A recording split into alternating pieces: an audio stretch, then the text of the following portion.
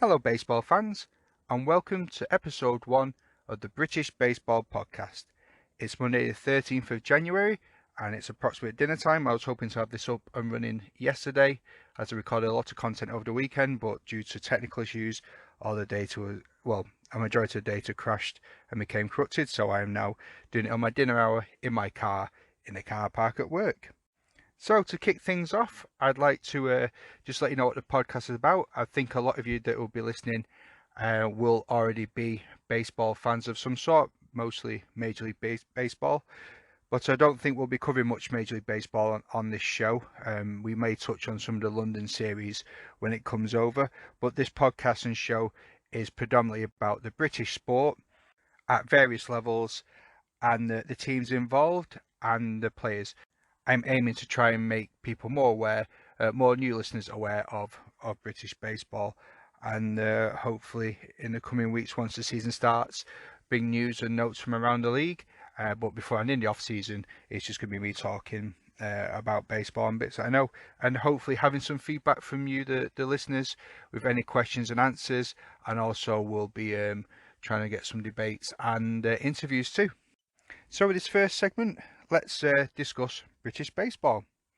British baseball was introduced into the UK by Francis Lay in around 1890, and Francis Lay was from Derby, and he discovered the game whilst he was on a trip to the United States. So he brought that over, and Aston Villa, which is now solely known as a football league club playing in the Premier League at this moment in time, they won the only baseball championship in 1890. I think they beat Preston North End in that one. But one of the first clubs that was formed was the Derby County Baseball Club, and they lasted around about 8 years. So that was from like 1890 to 1898. The professional football club continued to use the baseball ground as its stadium name up until they changed that in 1997. So if you're a Derby County football fan, I live in the Derby region, that's a bit of history for you there, where your old stadium got its name from. Today, there are over 70 active baseball teams playing in the United Kingdom, and the season itself runs from April until August. Now, with that league being formed in 1890, that doesn't mean that it was the first game that was played over here. The actual first game was played in 1749, and that was at Astley Park in Walton-on-Thames. And that took place between the Earl of Middlesex and the then Prince of Wales. So, moving forward, we have the British Baseball Federation, which is the governing body of British baseball. And there are a few independent leagues as well. You've got the British Baseball League, which is mostly made up of northern teams. I think it used to be known as the Northern Baseball League. And then north of the border, you have the Scottish National League, run by Baseball Scotland. The South West Baseball League, which is some of the Welsh clubs are in there too. West Midlands Baseball League, and then there's Baseball Ireland as well. I did quite a bit of research on these. If there's any sort of areas that I've missed out, I do apologise. But if you want to let me know, please do. I can then add them to my follows on Twitter and try to do some research on them and promote them on the show too. We also have the Great Britain national team, which has an under 12s team, under 15s, under 18s, under 23s, and a senior squad. The senior squad are actually ranked 38th in the world according to the WBSL World Rankings. So they're doing pretty well, and hopefully we'll have some people on from these various different leagues to talk about the teams in them, seasons in review for last year, and their hopes and aspirations for the up and coming season, and to see what they've got in store. So each of these leagues have websites. Well, the British Baseball Federation you can find online. They've got a lot of interesting content on their website. They have the baseball TV links on there, little league sections for parents looking to try and get the kids involved at a young age, and also league news and how to register your teams if you want to become a team, and a lot of interesting bits on there too. So it's definitely worth checking out, and that goes along with the British Baseball League and Baseball Scotland. If you have a look for whoever is around your area, I found that the British Baseball Federation website has a very good club finding tool, and also baseballsoftballuk.com. They also have a very good tool on there for locating a club close to your area. I actually found from that there's a softball team that plays about 5 minutes away from my house at the Fives in Trafford. No idea they existed, so with a bit of luck we'll be able to pop down there sometime soon when their season starts and have a look at what they've got going on. The British Baseball Federation is split into a few different divisions. Their top division there being the National League, and then below that you've got AAA, the AA League, which has got Pool A and B, and then Single A, which is split into Central and South A and B divisions. The British Baseball League has AAA, AA and A leagues. The South West Baseball League is split into North, Central and South divisions. And also there's a lot of good things happening in the universities. Seeing that baseball is growing massively in popularity all over the country in universities. And it'd be interesting to see if any students out there are interested in getting involved in baseball at university level. And also if you want to come on or email me or tweet me to say why you're looking at doing baseball over other sports such as football or basketball or dodgeball. What is it about baseball that's appealing to you and why you want to pursue it at your university? Just going back to some of the stuff that's on the website as well. In my research, I found that the BritishBaseballLeague.com website, if you're a teacher or a coach, it's got links in there for school schemes where schools can register their interest, and there's bits on there about training for teachers and equipment. Really worth checking out their website too. In fact, any of the teams that you're looking to support have got websites set up. If you just look for them on their Twitter accounts, there's usually links in the description. If you go to my Twitter account for the podcast, which is Brit Baseball Pod, you'll be able to find that I'm following quite a lot of the teams in there too, and I generally retweet a lot of the stuff that they're putting out there to try and get a bit more exposure for them. Or if you want to email me, you can get me on britishbaseballpodcast@gmail.com. It's britishbaseballpodcast@gmail.com, not the stuttery bit at the start. I don't know where that'll take you. So to recap, over the next coming weeks, I am looking to contact members of as many clubs as possible to talk about their 2019 season and their plans for the future. So if you're a player or a coach or involved at any level with any of the teams in Britain and you fancy coming on the show to talk about them or to give us a summary of how your season went last year and what you're doing at the moment, please feel free to get in touch via the email address or social media, and we'll have a chat and see what we can do.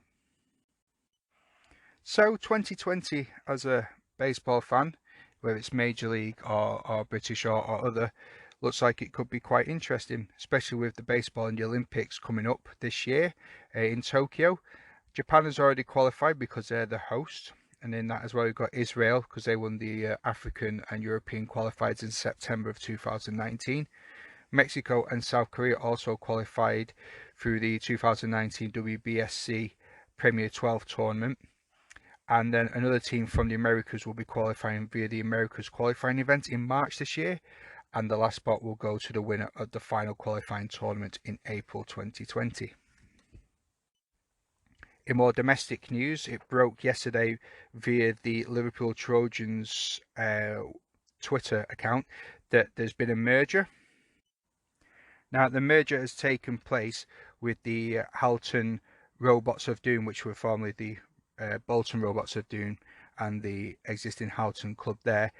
They have actually been taken over by the Trojans and their baseball facility at Murdershaw, and they'll launch a third team from there now called the Halton Trojans, and they're going to be going in at the A level in the British Baseball League. So interesting things happening there in the northwest of the country, and we'll be keeping our eye on them because I think my Manchester-based team, the Manchester Baseball Club, will probably come across them at some point in the future. So for the second part of this podcast, I'd like to talk about my experience yesterday going to the Manchester Baseball Club open tryout and training session. It was a superb day. Had a real good time. Met up with some people I've not seen in about 20 years that I used to know from growing up. A gent called Aaron that I've not seen for a long time. He used to play for Bolton team when I was a teenager, so going back into the 90s, late 90s that is, and I remember him having one of the hardest throws of a snowball I've ever encountered in my life. I think my shoulder's still suffering from that nearly 20 years later on. So yeah, it's nice to see that Aaron's getting back into baseball because he's really passionate about the game.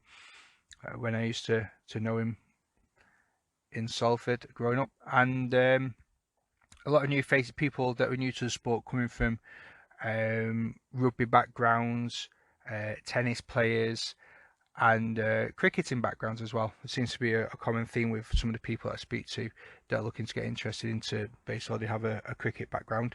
I can see why with the two sports being compared quite a bit with people that I talk to. And then there was the first teamers from Manchester A's and some players from Manchester B's, I believe, were there too. The day itself was set up really well. Had a really nice warm up. I didn't think I'd be doing much running that day, but we did.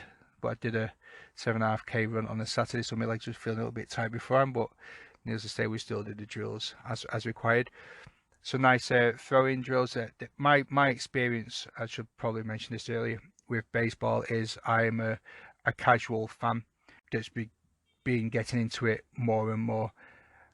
I really enjoyed baseball when I was a child. I managed to get hold of a copy of RBI Baseball on the Commodore Amiga, and that was one of my favorite games to play. And then from there, I enjoyed trying to play baseball using if people remember this, it's like a Velcro pad. It used to be green and bright pink halved, and it was a sticky grip mitt, and the ball was like a tennis ball, and it was also pink and bright green. And yeah, some of the kids we used to play with, we used to have them as our catching mitts and outfielders mitts. It was good fun. And a lad that we used to knock around with in our street, he had a massive back garden, so that used to be the stadium of choice to play in, just because you could give the ball a bit more of a slugging. But as windows tend to get hit a bit more with these tennis balls, we sort of found out opportunities to play baseball dwindled, and I suppose that's when I was looking for other things. But back then, I didn't really know how big baseball was in this country, or how to get involved in it. So I kind of got more into it when Channel 5 launched back in 1997. Now in the UK, if you listen outside of the UK or you happen to be quite young, we only used to have 4 TV channels up until the early 90s, early 1997. They had it as one of their flagship things, was a baseball show, and the games were played on like Sunday at 1 o'clock in the morning. So it's really hard to at that age to stay focused for such a long period of time watching it. But I remember all the preview shows, and I think it was Johnny Gould, and I can't remember the presenter's name, or maybe someone can let me know the presenter's name, doing their shows, and just being able to watch a full game properly. Because at that time, my love of American sports had already taken hold, because I used to watch the American football on a Sunday morning on Channel 4, and then you had basketball. You used to go and watch the basketball, Manchester Giants. We still don't watch them now, and the ice hockey with the Manchester Storm, then to Manchester Phoenix, and back to Manchester Storm again. So adding baseball to my repertoire of things that I like to watch was really exciting back then. And the first game I think they broadcast was the Yankees versus the Mariners, and that's the first time I saw Ken Griffey Jr. playing, and yeah, I was all in them. And it sort of became harder to watch the older that I got and the more into my 20s. I think they stopped broadcasting baseball on Channel 5 around about 2008. So they had it for a good 11 years. But as I grew, I sort of found it harder to be able to watch the games on Sunday morning because of work commitments or college. And then it wasn't until the London series came around in 2019, and I was doing a bit of looking into it to see where I could go and watch it, see if anyone was doing anything. And that's actually how I stumbled across the Manchester Baseball Club, and they were tweeting out that they're showing the clubhouse there in Wythenshawe. So I went down there with my 2-year-old and one of my best friends, and as soon as we got there, they made us feel really welcome, not like we'd walked into the wrong place like in American Werewolf in London. at the pub at the beginning. Yeah, we were welcome there. They gave my little boy a mitt and a ball to be playing with, got him involved, and I was really taken back by how inclusive they were with us straight away. And yeah, we had a nice chat there with John, who's one of the coaches. And I couldn't make it down to any of the Thursday night training sessions because of the timing and only having one car and the 2-year-old. But these Sundays training sessions at the moment are perfect, and going forward, I'll be trying to get down to Thursdays once the seasonal training starts taking place, if I'm invited back. And that's pretty much my baseball journey. We went down there and watched a few Sundays. We had the pleasure of watching Manchester play the Sheffield Blade Runners, the Newcastle Nighthawks, and the Liverpool Trojans a few times. And every time we went down there, players from both sides were really nice, chatting to us. Me and my lad would walk around the field for a bit and just taking the day. It's just, for me, baseball has gone from being a video game and a bit of fun to a really great family day out. We were fortunate enough to go into Manchester to see Manchester play in a league from the British Baseball League, playing Bootle. That was a really well organised day. Stalls, things to do, and great baseball with a lot of teams down there. So well done to all those involved and those that were playing. We look forward to seeing some more in the future of that. And again, just going back to the games that were taking place on a regular Sunday down in Wythenshawe, there's a player from Manchester called Danny who, when I was with my lad the first time, we were just talking to, well, I was talking to my sons too. I know I can talk about his beans on toast and Star Wars, so it wasn't really coming from him. But yeah, after chatting with Danny in Manchester, he actually gave my little lad a ball to be playing with while we were there, and he let him keep it. I was really touched by it. It was a really nice gesture, and we still got the ball and we still play with it and use it. And from talking with Coach Roger on Sunday, I'll be using it more to practice my throwing techniques and my hand grips and stuff. Everything you showed me, Roger, I'll be doing. I've been messing around with an apple at my desk today, just practicing throwing it as well. So, well, not against the wall, but throwing it in the air. So that's me plugging Manchester Baseball Club a little bit. If you're in the Manchester region and you've got nothing to do on a Sunday, it's really worth popping down and having a look. It really was a great time, and I can't wait to get involved in it a bit more. That's my second training session that I've done now. The first one I did was just before Christmas, and it was more of the same. First hour was training and drills, and the second part was scrimmage. The scrimmage was actually really good fun. It was done in a school like gym sort of environment. I think they could actually make a game out of it. Baseball in a small enclosed space.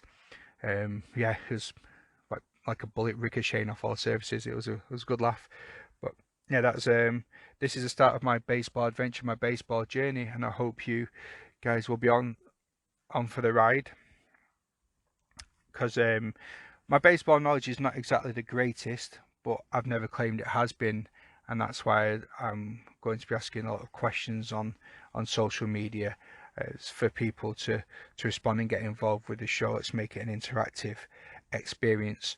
I also don't have a Major League Baseball team to support either, so I'm hoping that when I get guests on or people coming onto the show asking questions, I'll be able to ask them, which Major League Baseball team do you support and why should I follow your team? And you can give me your pros and cons for why I should follow your club.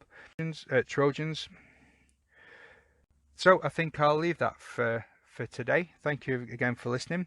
The next episode that I will hopefully have up in a week or two's time, we'll have some interviews on there from people involved in the Manchester baseball scene, and hopefully somebody from the Liverpool baseball team. I'm also hoping to have some guests on from Baseball Scotland and the British Baseball Federation. So I'll update those details as and when I get more information. But as for now, thank you for your time and have a great week. Ta-ra! The podcast you just heard was made using Anchor. Ever thought about making your own podcast? Anchor makes it really easy for anyone to get started. It's a one-stop shop for recording, hosting, and distributing podcasts. Best of all, it's 100% free. Sign up now at anchor.fm/new. That's anchor.fm/new to get started.